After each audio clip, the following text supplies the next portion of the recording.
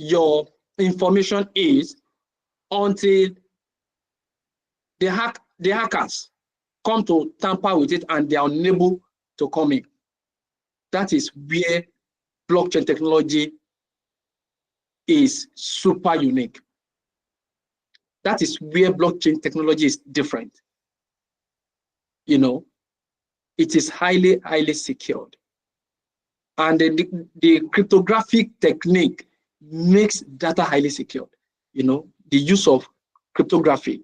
Now, we have some use cases. We have some use cases of blockchain across the industry. 1 minute, please. Let me see. All right. Okay. Let's go. Right.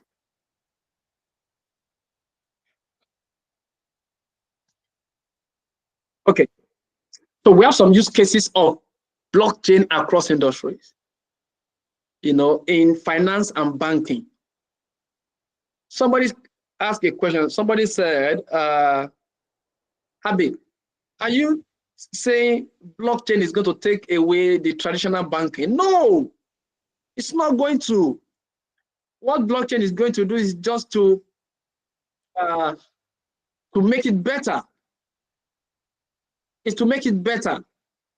See, in finance and banking, blockchain allows for faster, cheaper across-board payments. You know, I remember back then, anytime I wanted to send money or somebody wanted to send money to me, I had to use something called Western Union. I don't know if they still use it. Now, Western Union charges a percentage of the money you send. Sometimes around that time, they were charging 3 or 4%. Later, they reduced it to 1%. And they put the banner everywhere. Imagine somebody sending $1 million. 1% of $1 million is a lot of money. And they put the banner everywhere. Everybody was happy that they were charging only, what's it called? They were charging only 1%. You know, and the 1% they were charging, that was a whole lot of money. But immediately we have this amazing, amazing technology called blockchain. Everything changed. Everything changed. What am I talking about? No matter what you are sending, there is a particular fee they charge. Sometimes $1, sometimes $1.5. If I thought you are sending $1 million, $2 million.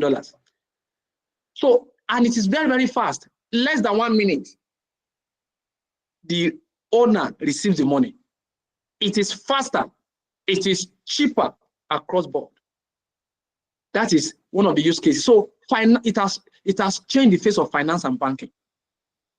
And most of our traditional banks or banking system are now coming into terms with this. Then in the healthcare, blockchain enables secure patient data management. You know, when you go to hospital, you discover that, or you go to pharmacy, you discover that customer or patient data is very key. So with blockchain, it secures the patient data, the name, their history, everything. It will be there forever. Even if the hospital lives there, it will be there. It improves the accuracy of medical records. They won't say that, oh, you know, the old ways of recording. They will bring out your file, they will record it, they will write your name. After 1 month or 1 week, when you go there, they will say they can't find it again, especially if you go to our government hospitals. But with this, it is going to be very easy because it's going to be there forever. Even a child they gave birth to 50, 60 years ago, the data will still be there. You don't even need to go there. You can get it online because it is secured on blockchain. Then under the supply chain management, you know, real-time tracking. You know, is this product original? Okay, let me give you an example. I watch a company that from farm to customer, you can actually check how far this apple has gone and is it original. So immediately they plug the apple and they put they clean it, they put their sticker on it, and they scan it. They put it goes straight to the blockchain. From there, it goes to the port. They ship it. Let's say they ship it to Nigeria, and it lands in Kano. When it lands in Kano, they are already tracing it. That's from Finland. They know that it has landed in Kano because it's already on blockchain. From there, it moves to Adeja. From Adeja, it comes to Lagos. From immediately it gets to Lagos, it goes to VI, and it enters a supermarket. And you or me, we go to the supermarket to buy it. As you buy it, we go to the counter to pay, and they scan it again, and it goes straight recorded to the blockchain. Now, you yourself, as you pick it, as you scan it, you can actually trace it. Where is it coming from?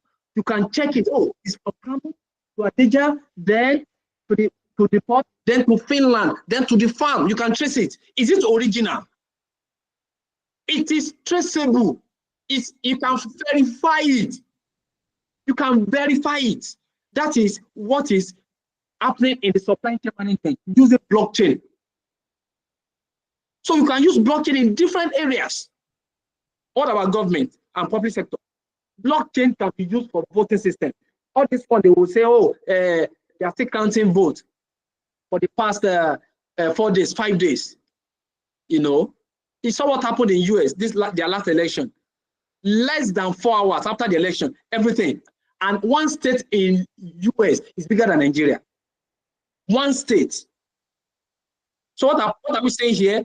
Everything is already on system. Blockchain. What about land registry? What about identity management? Identity management, you that you are in school now, I just heard of a situation that happened in one of the universities. One of the hostels was funny, and student affairs department is very close to the hostel that was burning. The fire almost caught the student affairs. Imagine if it had caught the student affairs, all the data of all the students would just be wiped out.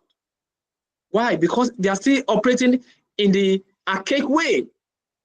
But no matter what happens, if it's on blockchain, let everything burn. It's just to log in on another phone, and every record, even record of people that have graduated before we were born, it will show. That is what is happening. And these are the use cases that are there using blockchain. Identity management, land registry in the government, you know, voting system, and a lot of other things can be used. Now, we have blockchain in education, credential verification, you know, immutable record of degrees.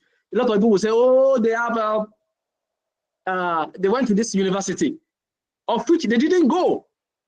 It can be verified.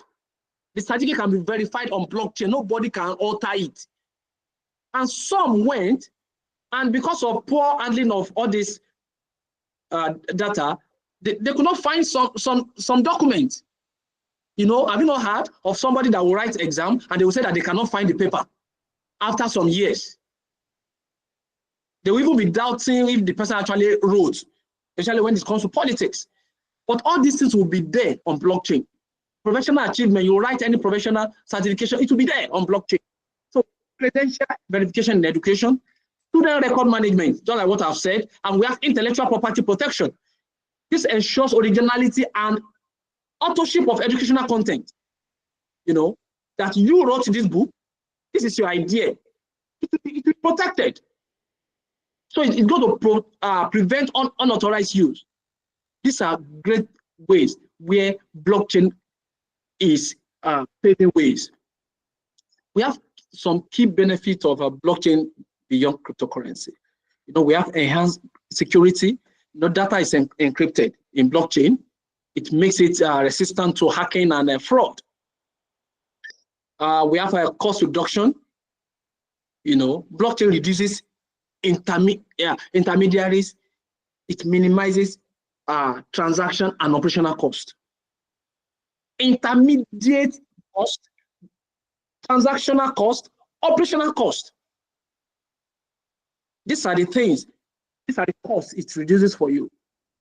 If you can just leverage on this blockchain, in the long run, it's going to reduce cost for you seriously. Then it increases efficiency. When processes are automated in the smart contracts, it reduces time and manual effort. Just like imagine you automating what is happening in schools now.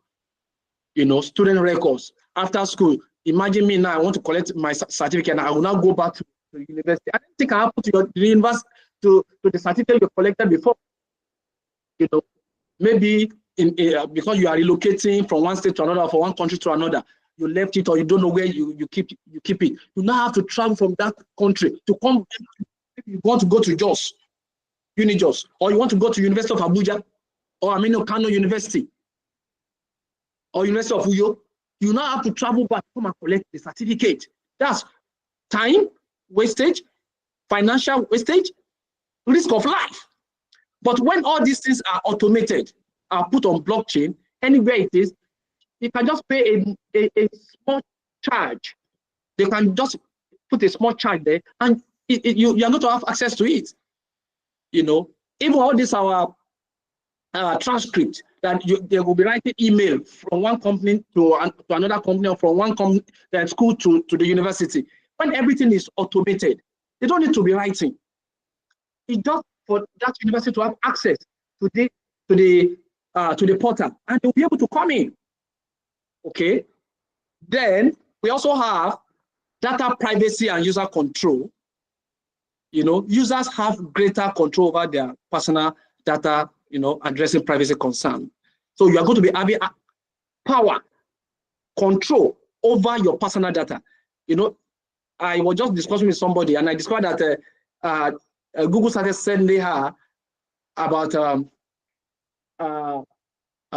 things about menopause. And I said, oh, auntie, it's because you are using, when you are registering your Gmail, they will ask for your age. I said, it's because you have reached a certain age. That's why they started sending it to you. What am I saying? Because they have access to your data. But on blockchain, nobody will have access to your data, and your data is very important. We have blockchain in real estate. You have ownership verification, there will be transparent, verifiable records of ownership. There are going to be reduction of fraud. Smart contract for transaction. There will be smart contract transactions. Legally binding contract. There are going to be reduction. It's going to reduce the need for intermediaries in property deals. A lot of moneyless will be losing their jobs here. Then we have fractional ownership. It enables investors. This enables investors to purchase shares in real estate. Broadening investment opportunities. Then we also have blockchain in intellectual property protection. We have digital rights management. Protects digital assets. It ensures creators are properly compensated for their work. You are a creator, you are properly compensated for your work. Then we have copyright and licensing. Then we have anti-piracy solution. That's transparent record of ownership. This reduces piracy and counterfeiting. Now, where do Clever come in? Clever is a user-centric blockchain platform that is designed to make decentralized finance and blockchain services accessible to everyone. It's a user-centric blockchain platform. If you have an idea and you want to put it on blockchain, somebody might be asking, so how can I put my idea on blockchain? What this Mr. Abiodun has been talking, ideas are coming to my head. How can I put it on blockchain? That is where Clever comes in. You can actually put your idea on blockchain using Clever blockchain, Clever chain. We have key features of Clever. We have Clever Wallet. Clever Wallet is the most secured and user-friendly storage for digital assets. So you want to have, as a blockchain enthusiast that you are listening to me, you must have 1 or 2 digital assets. And where can you store it? It's in Clever Wallet. You know, as I'm talking to you, you can just go to Play Store or Apple. If you are using Apple now, go and download Clever. You can see the way it's written, K-L-E-V-E-R. Go and download it now. And immediately you download it, come to the chat box and type yes after you downloaded it. When you download, I'm going to tell you what you're going to do. Then we have Clever Chain. Clever Chain is built for efficient and decentralized application. That's that. So that you can be able to put in your idea. All these things I've told you, all those users, all those uses of blockchain, they are built, most of them are built on a platform like Clever. So Clever is the #1 in the world. Then we have Clever Exchange, where you can do peer-to-peer trading in a secured environment. So why Clever stands out? What makes Clever to be different? It focuses on security, simplicity, and accessibility, making it a leader in the blockchain ecosystem. So Clever is a leader in the blockchain ecosystem. So what are you going to do now? After I've spoken to you about Clever, go to Play Store now, or go to Apple Store now, download Clever. When you download it, it will be asking you do you want to create a new wallet? You say yes. Then it will bring out some phrases. You need to write it and keep it somewhere. Don't forget it, please. You know, that is what makes it decentralized. They are not going to ask you for your name, for your email, for your address, nothing. Decentralization does not ask for all those things because they don't need your data.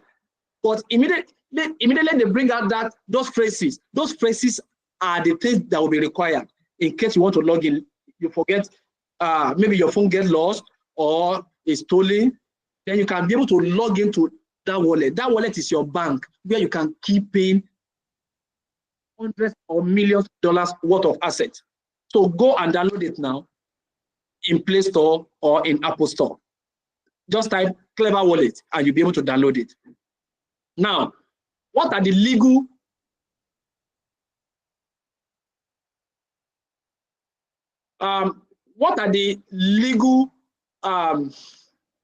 and regulatory aspects of blockchain? I want us to talk about the legal and regulatory aspect of blockchain. You know,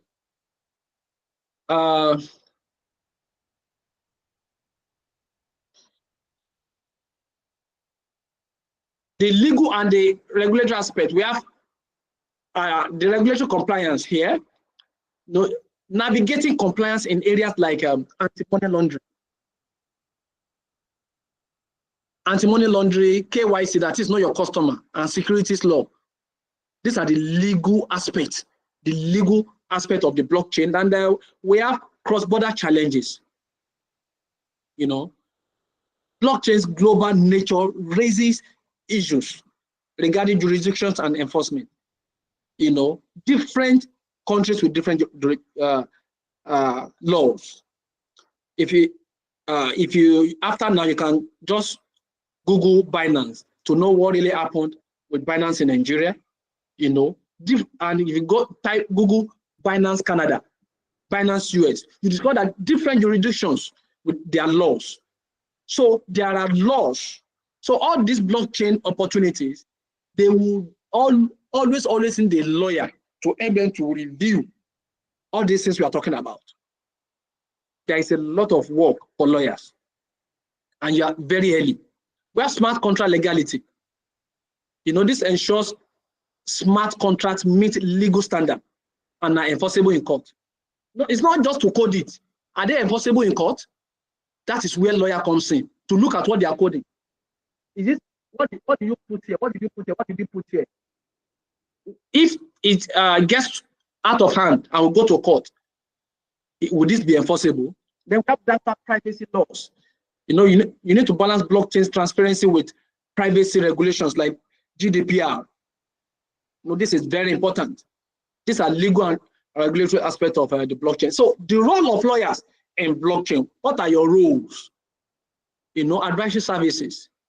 You guide blockchain projects through regulatory landscapes. So a lawyer must know his or her onions. You must know what blockchain is. You must know it in and out before you can give advisory services. What you don't have, you can't give. It's what you have. It is what is in you. You push out. So if you are not experienced, if you don't have knowledge about it, there is no way. Law has gone beyond going to court to go and be arguing. No. We have a lot of people who have never stepped into a court for the past 4 years, and they are making serious money. It is information. We have contract law and smart contract. Drafting, enforcing, and ensuring smart contract align, with existing legal frameworks. It must align. If it does not align with existing legal framework, forget it. It cannot fly. And that is where lawyer comes in. These are the roles of lawyer. I'm giving you tips here. There are more than this, but I just decided to put in 4. We have intellectual property rights, assisting with IP protection for blockchain-based innovations. So if there is an idea, there should be a protection so that it will not be stolen. And that is where you come in. Intellectual property protection. A lot of people don't know this, but you as a lawyer, that's why they say you know a bit of everything. Then we have the dispute resolution, resolving conflict that arise with decentralized ecosystem. A lot of, wherever you see money, you see people, there must be conflict. And that is where you come in to put in your expertise. Now, what are the emerging fields in blockchain? You have digital asset management, that is legal guidance on ownership, transfer, and protection of digital assets, e.g. NFT. NFT is non-fungible tokens, Then we have cybersecurity and risk mitigations. These are the emerging fields in blockchain, addressing legal issues related to data breaches, then fraud and security in blockchain network. We also have environmental compliance. This has to do with proof of work. I spoke about it, advising on sustainability practices as blockchain. Blockchain has a significant carbon footprint, especially when they're using proof of work for confirmation. Yes. So environmental compliance, they need legal advice there. Then we have blockchain for social impact. That's promoting ethical use cases in areas like charitable donation, fair trade, and sustainable practices. When people are donating in cryptocurrency and all that, they need to be ethical about it, and that is where lawyers come in. A lot of work for you. So what are the opportunities for lawyers in blockchain? Blockchain compliance specialists. We have smart contract auditing. You can review smart contracts for legal compliance and emphasize anything we do online that does not come with smart contract. Actually, in a blockchain, smart contract must be there. So you, as a lawyer, your roles cannot be underestimated. It cannot be underestimated. Then we have blockchain dispute arbitrators. These are opportunities for lawyers in blockchain. You handling legal dispute with decentralized ecosystems, such as issues around data privacy and ownership. So for you to be a blockchain dispute arbitrator, you must have knowledge about data privacy and ownership. I must know about blockchain. So that's where reading and attending classes like this. So that I will advise, hold the skirt of barrister. She's a voice in this space in Nigeria, in Africa as a whole. Then the last one I'll be talking about here for opportunities in lawyer is policy advocacy. That's influencing blockchain legislation and policy as regulatory framework continues, to evolve. So in conclusion, this afternoon, What are the takeaways here? I want you to know that blockchain decentralized, secure, and transparent design has far-reaching applications. Lawyers play a very prominent role in helping clients navigate blockchain regulatory and legal challenges. We need you in every aspect. Then with the right expertise, blockchain opens up new areas for legal practice, from IP protection to digital asset management to a lot of things. A whole lot of things. My final thought on this. I want you to know this afternoon, you that you are listening to me, that blockchain is more than just a technology. It is reshaping how we think about privacy, security, and trust. Everything in life is about trust. Security is very important. You can't sleep in your house without closing your door. The same thing with blockchain. When we know that blockchain is secured, everybody's looking at it. You have your privacy, nobody has your data. Now that you have downloaded Clever Wallet, you could see that nobody's asking you about your data. So you have privacy. Also, lawyers equipped with blockchain knowledge can drive responsible adoption and ensure ethical use. Responsible adoption and ethical use is ensured. And that is the adoption that Barrister Deborah has been driving. Thank you very much. God bless you. My name is Abiodun.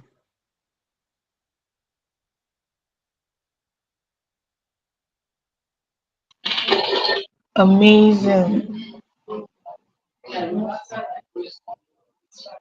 Wow, let's keep the applause coming. Let's keep the virtual claps coming. That was fantastic. That was precise, on point, very, very insightful. Wow, thank you so much, sir. Thank you so much, sir. I love the way these applauds are coming in. Let's keep it coming. Yes, and let's also give our feedback in the message or the chat session. Fantastic. At the same time, let's start getting our questions ready. Can start raising our hands. I know a lot of us will ask questions. Some persons asked me questions yesterday night. So now is the time to ask that question.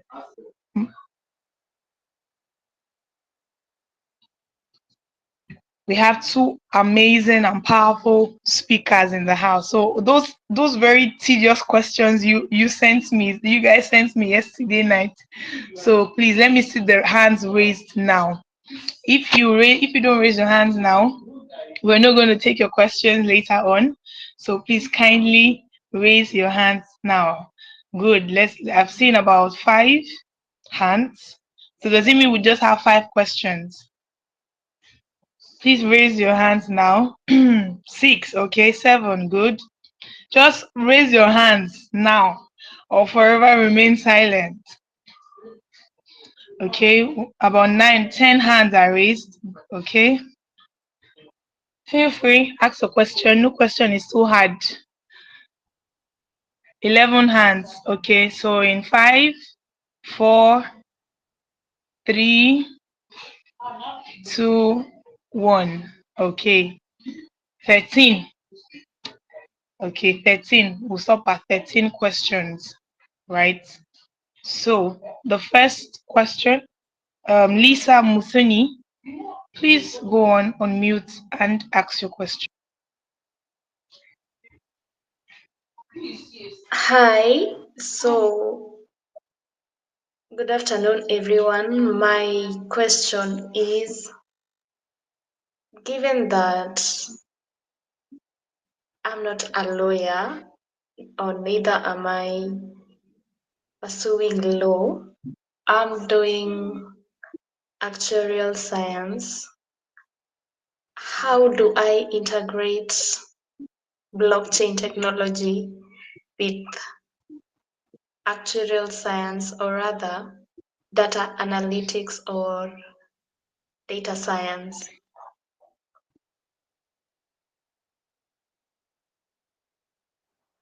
Okay, are you through with your question, Lisa? Yes, I am. Okay, thank you. First and foremost, I want to appreciate you. I want you to know that I'm not a lawyer too. Blockchain is not meant for lawyers alone. It's meant for everyone, and blockchain can be used everywhere.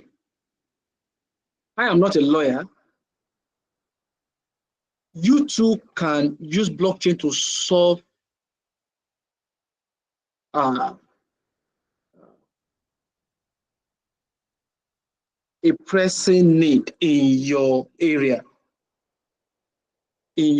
So what am I saying?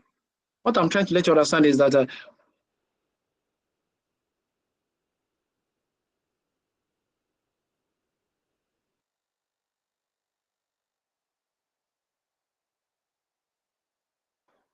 okay, sorry, please.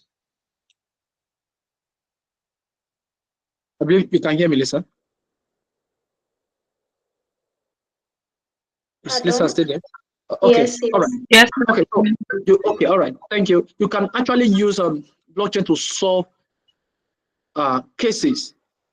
I'm not when I'm talking about cases, I'm not talking about legal cases. You know, as actuarial science, right? Even let you Yes. say you are agricultural science. We have blockchain in agriculture. People are using blockchain to solve challenges in agriculture. Are you getting what I'm saying? In medicine, they're using blockchain. So that challenge that you have noticed in that your course, you can actually use blockchain to solve it by bringing an idea. Okay, so it doesn't have to be a lawyer alone. Mr. Deborah saw a need in law. That is what she's solving. She's now creating education. She's bringing education, what she has learned, to put it into the legal system. So you too, there is something in that your area, your field, you have seen that you can use blockchain to solve. Do research. You discover that blockchain can be used in every area. If you can use it in real estate, as I've mentioned, you can use it in voting, as I've mentioned, you can use it in your area. Have I answered your question, Lisa? Yes, you have. Thank you. God bless you. Yes. God bless you too. Amazing. Thank you so much, sir. Justina Chinaza, please ask your question.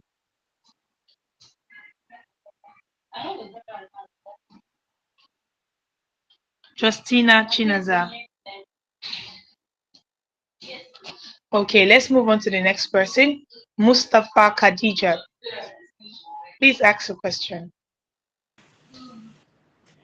Good afternoon, everyone. Please, can you hear me? Yes, we can. Go ahead, please. Okay, before I go into my question, I would like to say a big thank you to the speaker for doing justice to this topic and for breaking it down, like to the barest for us to be able to understand clearly. Thank you, Mr. Abiodun. My question is, with the way you've been able to connect, I actually love the way you've been able to connect. You didn't only break it down, but you connected it to the legal field and everything. It's really helpful. But the question is, from your experience, why do you think Nigeria as a country have not been able to explore all these juicy aspects of blockchain that you've mentioned? Because you said it can be useful in government sectors, in real estate and everything. You mentioned everything. So why do you think, what do you think are the factors that are hindering us from enjoying this juicy aspect of blockchain?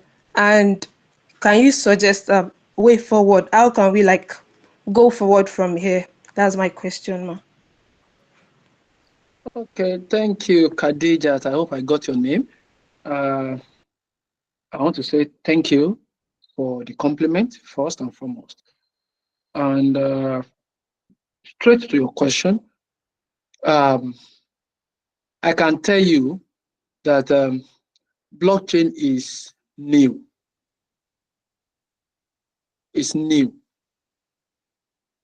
As barrister normally says, it's nascent. It's very new. It's new across the world. All right. And I can also tell you that Nigeria is doing all it can to make sure that they are the forefront of blockchain in this space. Nigerian government is organizing programs every now and then about blockchain. I still attended one about a month ago here in Lagos, and it was fantastic in collaboration with NISDA. You know, the DG was here, and we spoke a lot about blockchain on a round table, and in fact, they even mentioned the role of lawyers, the legal implication. So the work is going on. All these different bodies are coming up. They are drafting a lot. Lawyers are coming together, and that is why you need to quickly be looking into this, because government is looking into it. You know, when a new technology just come, what the government will look at the loopholes, the advantages and the disadvantages. They will weigh it, which one outweigh each other. And they will now, oh, should we go into it? Should we not go into it? But I can tell you, Nigeria is at the forefront of this in Africa. And you're going to be seeing it soon. Thank you very much.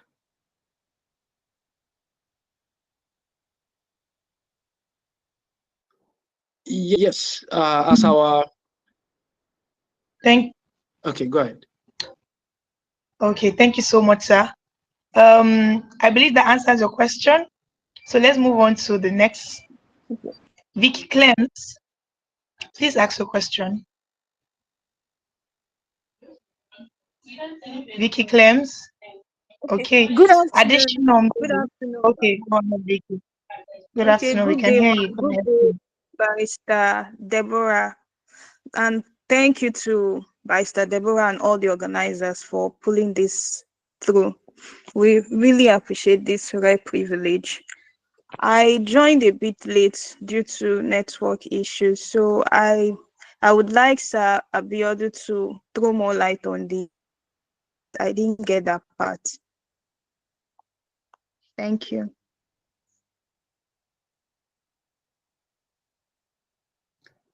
That I should throw more light on what? You went off a bit. On what? Okay. You are still off. Am I the only one not getting you? I didn't get that part. Please, can you repeat your question, Vicky? Okay, ma. I said, can you throw more light on the Clever wallet? Okay. The Clever wallet. The Clever wallet is it's a decentralized wallet. Okay, it's a decentralized wallet, and Clever itself is a user-centric blockchain platform, and it is designed to make decentralized finance and blockchain services accessible to you and I. Now, the wallet, I told you, the wallet is here. There's a noise somewhere. There's a noise somewhere. All right, please, you can mute yourself if you're not talking. Can you mute yourself? All right, thank you. So the wallet is very secured and user-friendly. You know, the storage, it stores digital asset like cryptocurrency. You can store your cryptocurrency there. And that's why I say you can download it now from Play Store as you are there. You can go and download it. That is going to be your first digital bank. You know, first digital wallet. You download it, from Play Store or Apple Store. When you download it, it will never request for your data. It will never, because it is decentralized. This is what we are talking about. Data is key. When you now see an opportunity where nobody is requesting for your data, have you not seen that sometimes you just got that they are sending you some emails? It's because of you've gone through Jumia, Konga, some of these websites, and they sold your data to some organization. Because when you are signing up, they will tell you our terms and conditions, our user agreement. But we don't read it because it's much. But inside that user agreement and terms and conditions, they've written it that they can share your data. But we don't read them because we don't have time. How many do you want to read? But in decentralized wallet like Clever, nothing like that. So your data is secured. So Clever wallet is used for you to be able to store your money, your assets, your cryptocurrency without any fear. So when you download it, it will ask you that you want to create a new wallet. Say yes, or you want to import old one. Say yes, because you are just creating new one. Then it will bring out 24 phrases. Those 24 phrases, keep it as if you are keeping your NYSC certificate or your birth certificate. Write it and keep it where you keep your document. Okay? Because if anything happens to your phone, you just re-download it, you now come and import it with those things, and your money will still be there. Nobody have access to your money. So it's an opportunity for you to store value, to store money in digital form. That is the world that we are now. Have I answered your question? Yes, thank you so much, sir. Yes. All right. The next person. Amazing. Yes, sir. We still have more questions. Amina Bello, please ask your question. Mary, please get ready to ask a question after Amina. Good afternoon, everyone. Good afternoon. Thank you so much, sir, for this insightful session. My question goes thus: what consensus algorithm are used in non-cryptocurrency blockchain application? And I also want to ask if Clever wallet is similar to Trust wallet.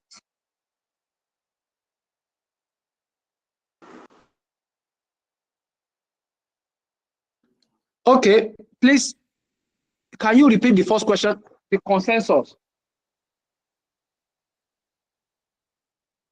All right. I said, what consensus algorithms are used in non-cryptocurrency blockchain applications? Is it in none or in all? Is used in non-cryptocurrency blockchain applications.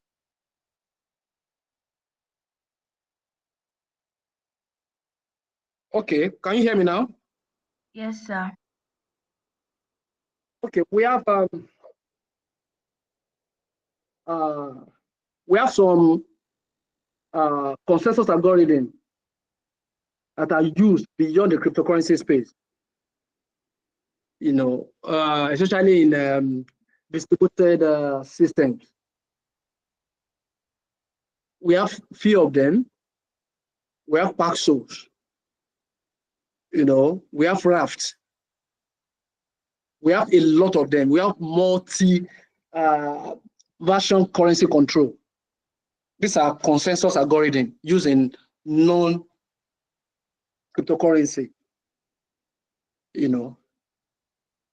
Then we have one they call BFT. BFT. We call it Byzantine fault tolerance. They are used in highly reliable distributed system in Hyperledger Fabric. So some of these things are used in non-cryptocurrency. Have I answered those questions? That's a particular question. Yes, sir. Yes, sir. Thank you so much, sir. I've jotted Yeah. them down. Can you hear me? Yes, sir. Yes, sir. I think your questions were two, or is it only one? It was two, sir. It was I two, said Abi? that the Clever wallet is also similar to Trust wallet. Yes. It is. It is similar to Trust Wallet. It is similar to Trust Wallet. Trust Wallet is also a decentralized wallet. But Clever is big and it's amazing. It's fantastic, and that is why we are introducing Clever to you. And you are opportuned to be part of the people that are getting used to. That are getting to know about Clever Wallet. Yes, it is similar. And soon you are going to be seeing us in your campuses, with the help of Barrister to come and talk to you about Clever. Amazing. Amazing. Thank you so much, sir. Please, can we have additional Mary? Good afternoon, everyone. Please, can you hear me? Yes, we can. Please go ahead. Thank you so much for the section. So my question, because I'm just quite curious. So, and I was going to ask that for someone that has been taking courses related to cybersecurity, related to data privacy, and I'm hearing about blockchain, and I've also heard you mention data privacy in blockchain. So I was just going to ask that, so as not to get confused, or I just want you to provide some clarity on how I can find a balance to my learning, because I'm quite interested in the intersection of law and technology, and it looks like there is actually a lot for me to learn, and I don't want to be confused.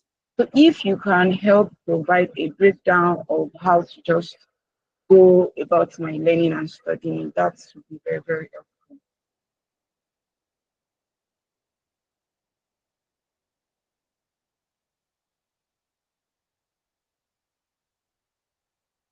Sorry, can anyone hear me? Yes, I I heard you. I heard you. Yes, sir. Please, 1 minute.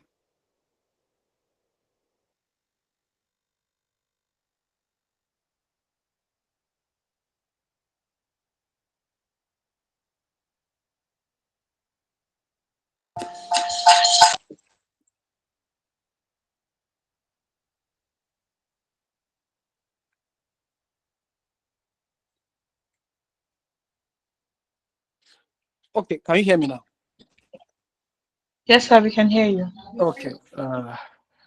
I just quickly switched. All right. 1 minute, please. 1 minute. 1 minute. 1 minute. Okay, so what I'm just trying to let you understand is you should not be confused. Cybersecurity, data privacy, everything is embedded in you as a lawyer. You need to have, as a lawyer, we normally say you need to know a bit of everything.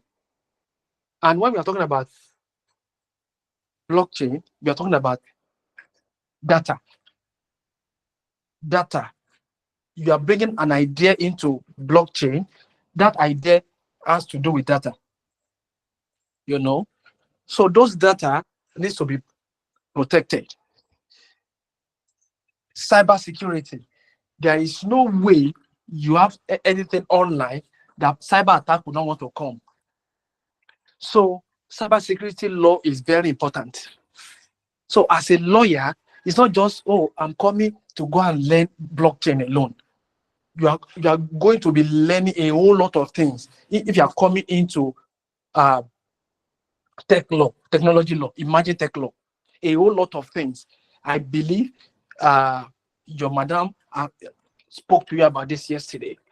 A whole lot of things has to be learned, known by a lawyer. Me that I'm not a lawyer, I can decide that I don't want to, nothing concern me about that, data privacy or cybersecurity. I don't want to bother myself. I focus on what I need to focus on. But as a lawyer, you need to know this. You need to know a bit of all these things we are talking about, and that is what will make you to be unique and different, and to stand out as a traditional lawyer. Because all these traditional lawyers, you just see them, they are just standing in court. They are just they want to do this, they want to do that, everything in a traditional way. But as a tech lawyer, you must know your onions. And that is when they will not say, oh, truly, you really know what you're talking about. So you need to know about data. You need to know about cybersecurity. You need to know about blockchain technology. As a lawyer, you cannot just say that, oh, I'm just going to go and learn blockchain technology. No. As you are even going deeper, you getting to know more that you need to do this, you need to do that. So don't be confused, but you can actually start from somewhere. Start from what you are learning here and work on it with time. When I'm talking about with time, in no distant time, you're going to see the need to go into other areas that will not make you somebody that is knowledgeable in this. That is why what you are being taught here is not only about blockchain. Data security is coming.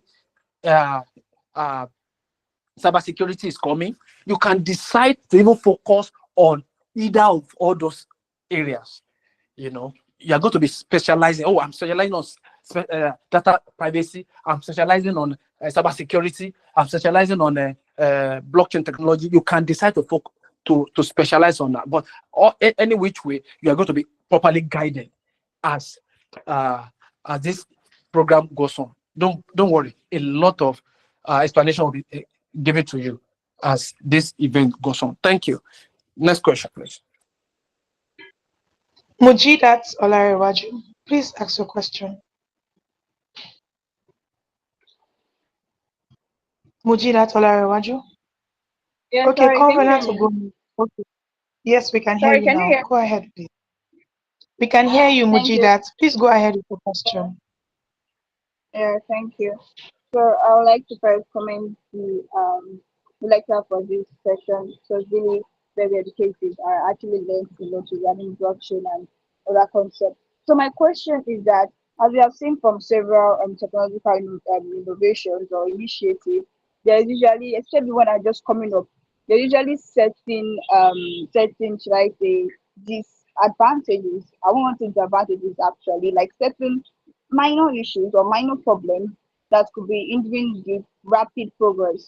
So I would like to know if such also exists for blockchain, like what are the current minor issues that we have? Because I can see it has a lot of benefits. But what are the minor issues that we need to look out for when we are dealing with blockchains? And how can we?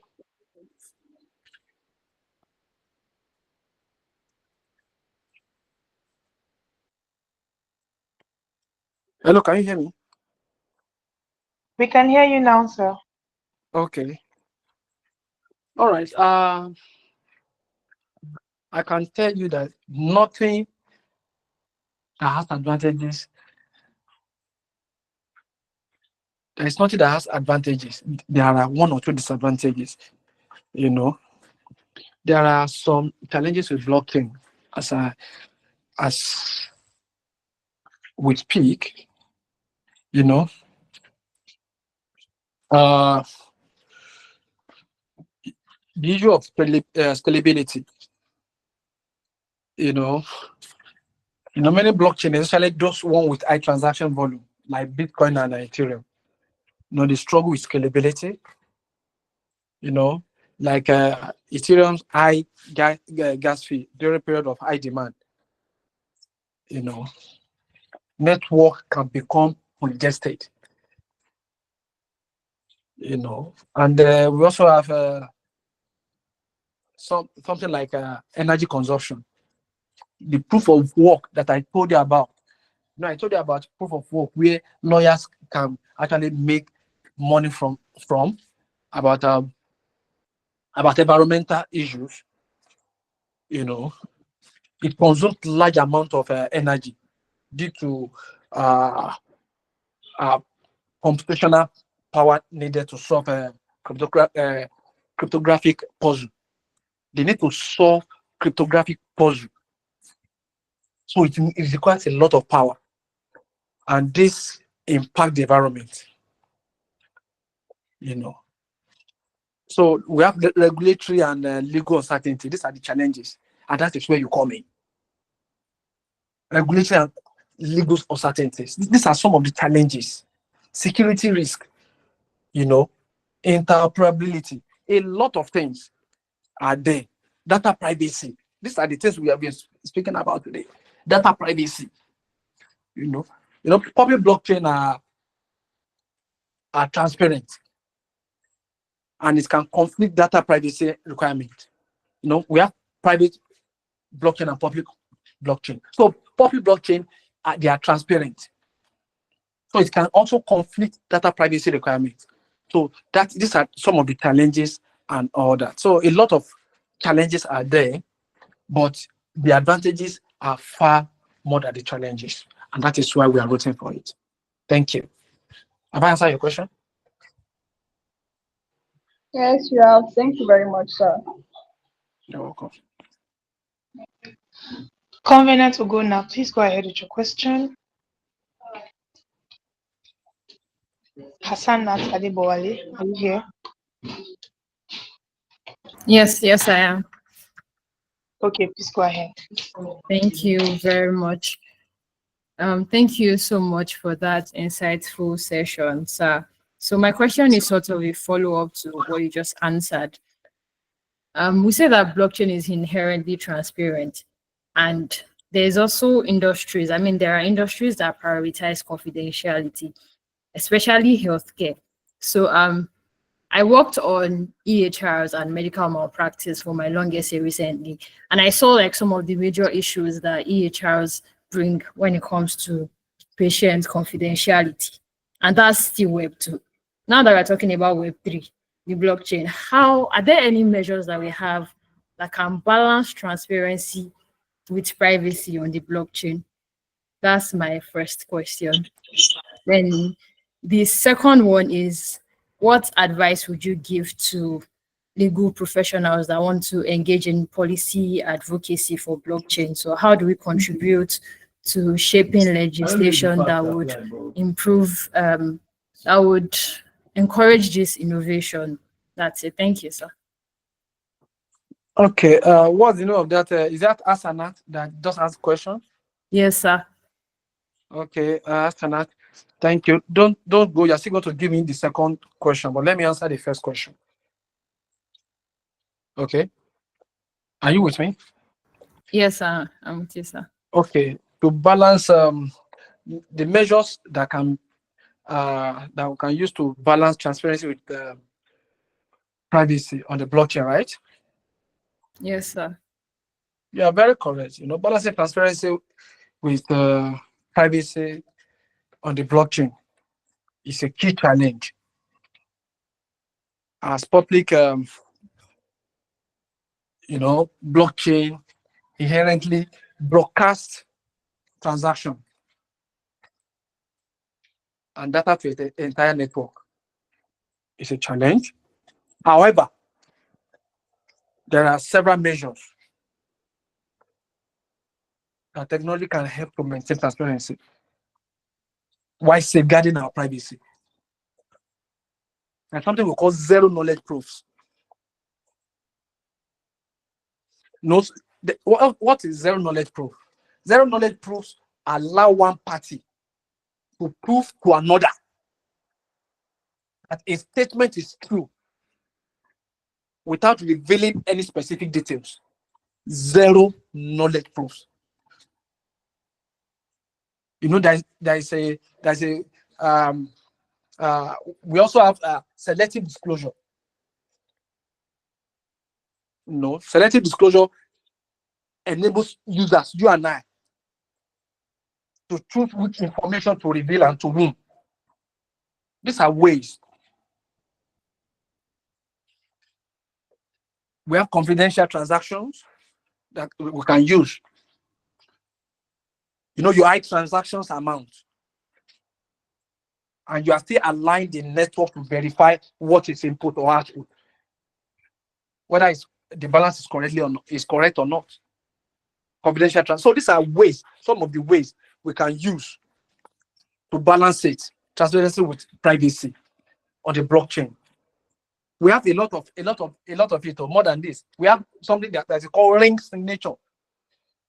You know, all these things. See, whenever you want to bring in an idea in the blockchain, don't ask questions like this, whether in the legal way or in your own time. These are the things they will be bringing out for you, and they will put in all those structures in it. In fact, you will not ask some question, and they will put it for you. So a lot of things have been put into consideration in blockchain. Blockchain is so big and so unique. We have multi-party computation. A lot of things can be used. A whole lot of things. Even tokenized access control.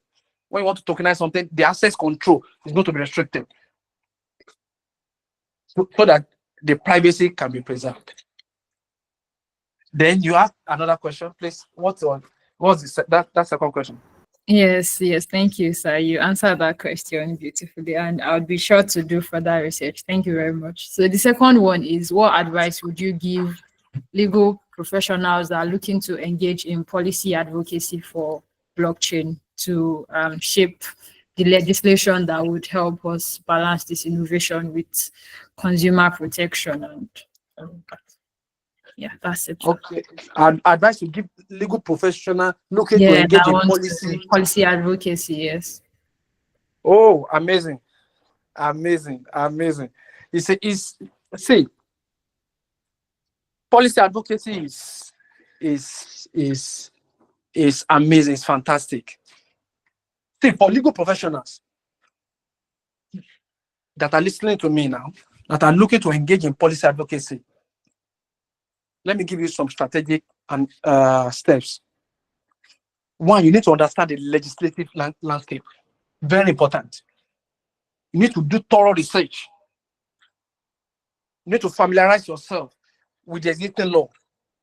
You want to engage in policy advocacy, understand the legislative landscape. You need to understand regulations and policies that are relevant to your area of advocacy. Very important. You need to track current trend. That's part of understanding the legislative landscape. The current trend, you need to stay up to date. You cannot be talking about the regulations of that they've amended last year. You're not talking about the one of 2012. No, you need to understand the legislation.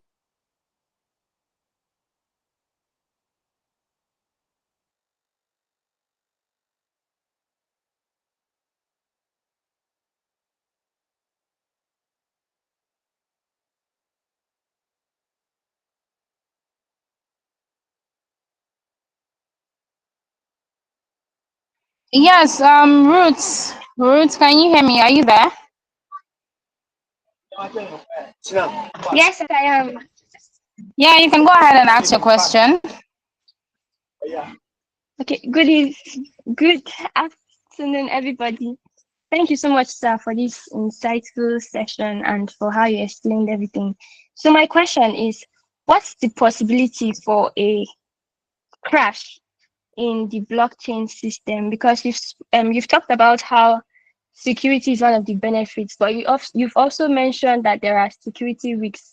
So I just want to know, is it possible that since we are going to be when you were talking, you talked about how even the educational certificates of students can be like put into the blockchain. So is there any possibility, have experts in this field looked at any possibility of a crash of the system? That's my question. I'm sorry, I just came back.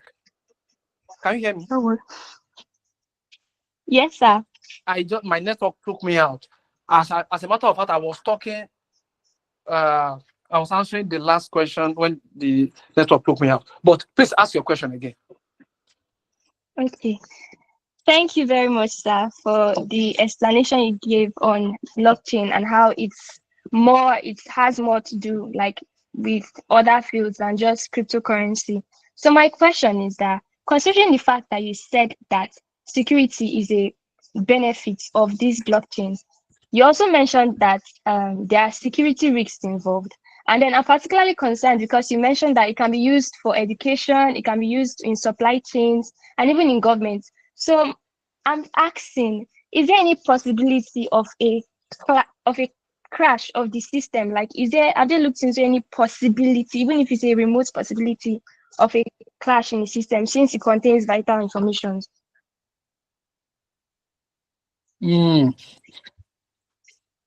If there's going to be a clash of the system, am I right? Yes, sir. A crash of it. Of that's blockchain, right? Yes, sir. Okay. Can I ask you this question?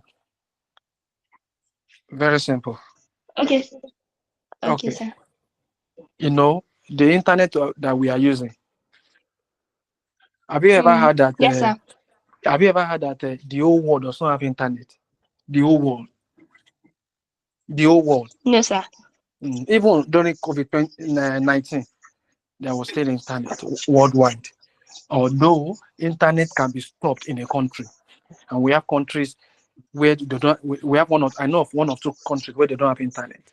But for the whole world not to have internet at the same time, blockchain is bigger than that, and that is why it is a block of chain. You know, it is shared across the globe. It is not centralized in an area, so it cannot crash. It is big, it is huge, and that is why you are seeing nations running into it. As a matter of fact, we can see that Facebook has changed its parent name to Meta. So Facebook is already aligning itself towards blockchain. So as big as Facebook is, all of them are aligning themselves towards that. So blockchain is not something that can crash. It cannot. It is super massive. Yes. Okay. Thank you very much, sir. God bless you. Thank you. Next question, please. Yes, thank you so much, sir. Esther, can you hear me? Esther? Loud and clear. Okay, yes, I can hear you. Yeah, good afternoon. Esther, Can you go hear ahead. me? Okay. Can you hear me? Can you hear me? Go ahead, please. Yes, we can. Okay. Okay, good afternoon, everyone, and good afternoon, sir. Thank you so much for this impactful session. The question I want to ask is, one of the rules of lawyers in blockchain that was discussed is dispute resolution, and I'm interested in ADR, alternative dispute resolution, and then I'm just beginning to discover online dispute resolution. So I wanted to ask, how does this really work with blockchain? If you could just elaborate on it, or just throw more light on how this relates to blockchain, sir. Thank you. Okay, how alternative resolution works with blockchain? Is that your question? Yes, sir. Yes, sir.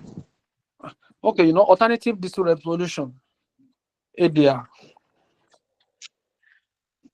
and blockchain, they are 2 different fields that when you combine them together, they offer amazing innovative solutions.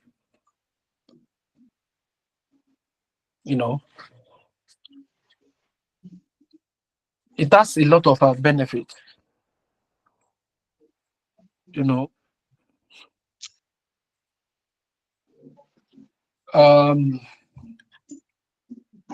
Smart contract and automated distributions can come out of this. They can work together.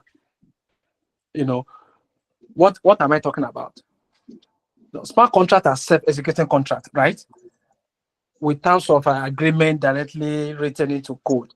So please, I think this might be my last question, because I have another meeting immediately after this. Apologies. Okay. So how can this work? How does it work?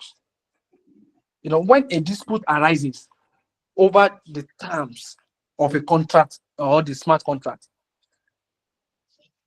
ADR mechanism, such as mediation or arbitration, it can be embedded within the contract itself.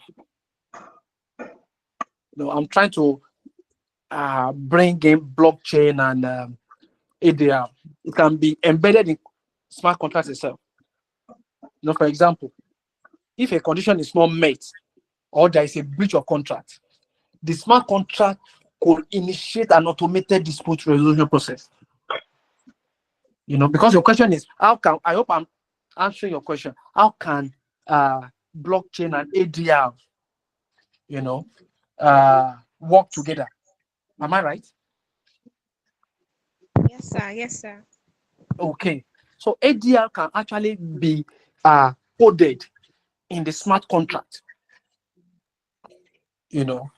So, and there could be on-chain arbitration and decentralized arbitration platform also. There could be a platform for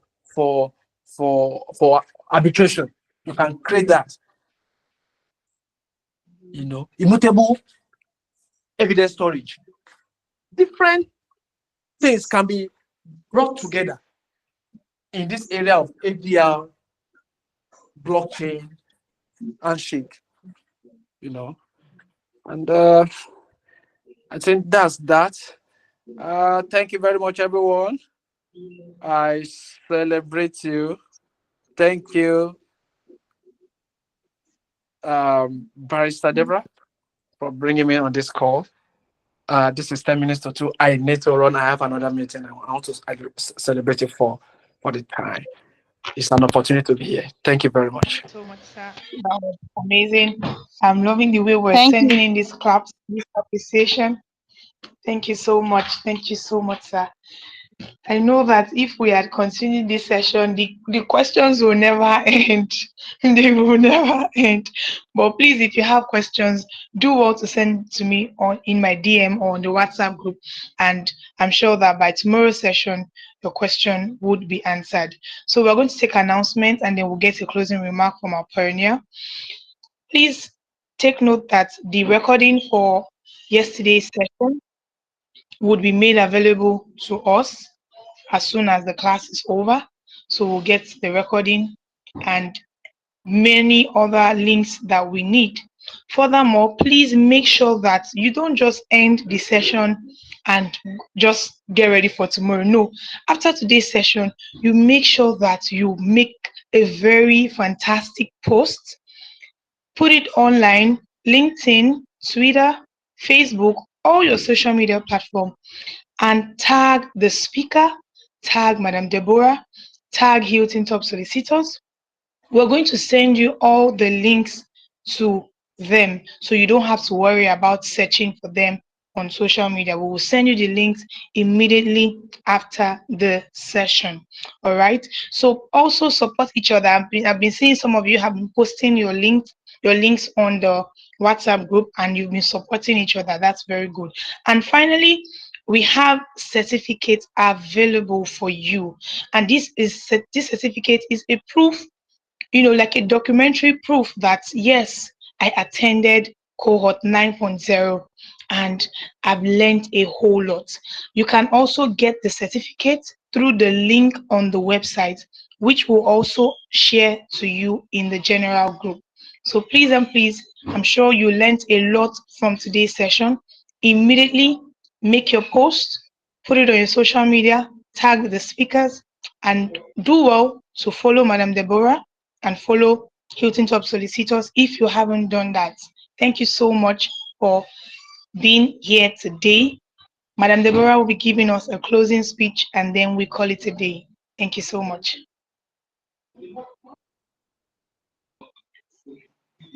Thank you so much, Sarah. Thank you to you and the moderator for today, and to every one of you amazing ladies here today. For those that started with us and those that have left, I want to really appreciate you and say congratulations to you for being here on this platform to gain insight into industry trends and emerging areas as legal professionals, keeping in pace in light of where the digitization is leading us and leading every industry. Thank you so much for being here today. The speaker today, I humbly really appreciate him, and he did a lot of justice to it. And I could say that at the point we were even overwhelming him with some legal questions and all that, but I mean, your questions were wonderful, were really, great, and helped to also throw more light for others who didn't have understanding about some aspect. And he did justice to it all. The topic about blockchain and the various intersection with law is so wide that if or just speaker is to see every aspect in here. Right? You for free, he did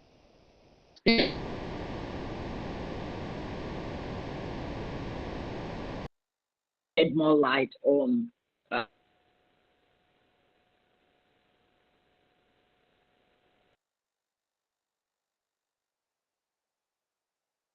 him in here today, despite his schedule. And so if you have other questions for him, of course, like Sarah said, you can send it through. We'll just send it to him. And then, of course, if there are any that you want me to address, I can as well address them, but not today, right? Because we have other things scheduled for immediately after now. In the next 6 minutes, I have to be on another, I hope on another call, right? So I really appreciate, and I hope that you are learning a lot around this space. So the more you are hearing, the more it says your, enthusiasm around it, and the more it opens you up to do further research to see how you can really, get to understand further. But don't you worry, don't get yourself overwhelmed, right? Bit by bit. I'm sure yesterday, some of you just heard for the first time. Today, you're better than yesterday. Tomorrow, I don't think we have a session tomorrow. It will be on the 14th or so. You hear another one, you will get better. And of course, like we say, you don't just sit about it, you read through, you watch the recordings, you go through your notes that you have jotted, and then you do further research to be able to, expand your horizon around the space and see how you can really within the space. I trust that we're hearing me. So, please,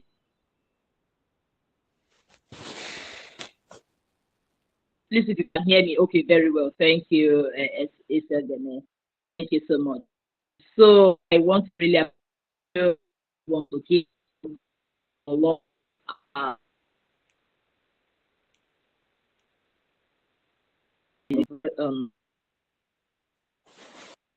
Thank you very much, ladies. Go share your lessons online. Connect with me, connect with them, and connect with the speaker. Do not forget to tag the speaker from the lessons you have. This is the way we can appreciate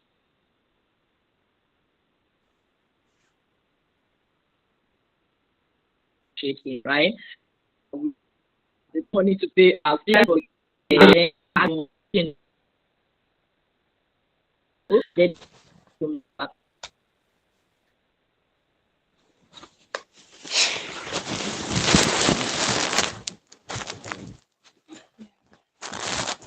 Like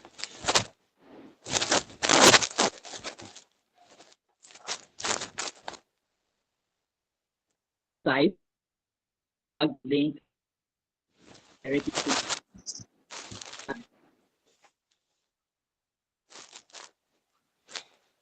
to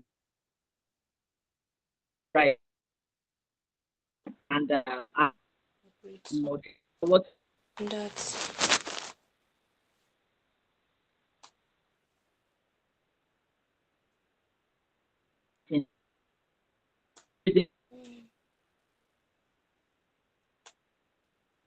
oh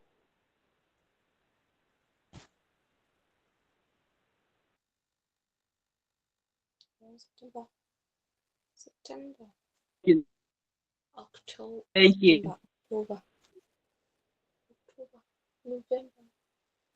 Was it in October? Was it?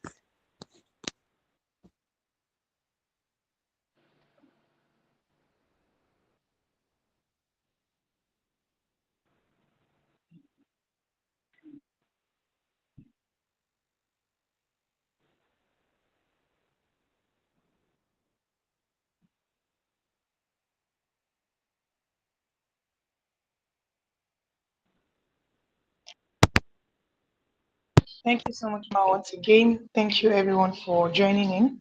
That will be all for today's session. Let's get ready for next tomorrow. Next tomorrow, all the links are being sent to the platform. So please, if you also haven't registered as an intern, the link will also be sent. So make sure you register because we'll be grouping everyone for your group projects. So please, thank you for joining in. That will be all. Bye for now.